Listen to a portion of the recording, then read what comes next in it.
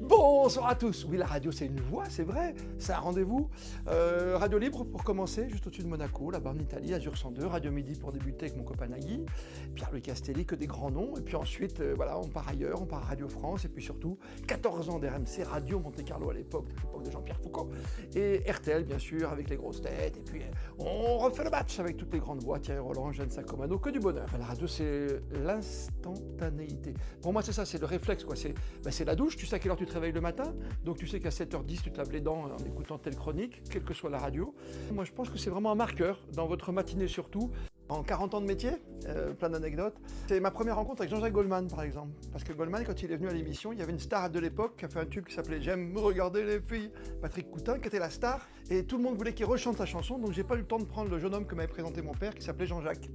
Et après, j'ai appris qu'il s'appelait Goldman. Et je lui ai dit, écoute, je suis désolé de ne pas t'avoir pris dans mon émission, mais ce qui serait sympa, c'est que tu viennes nous présenter ton album en entier, tant qu'à faire. Et puis il est venu avec son album à Cannes, et c'est un souvenir indélébile quand tu as rencontré une personne comme Jean-Jacques Goldman.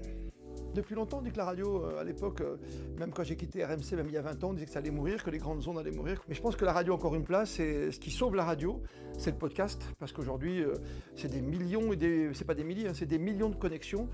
Et je pense que la radio pourra s'en sortir avec ce relais-là. Ça passe que par des associations entre la radio, la télévision, voire la presse écrite aussi, enfin des groupements de médias pour que la radio s'en sorte.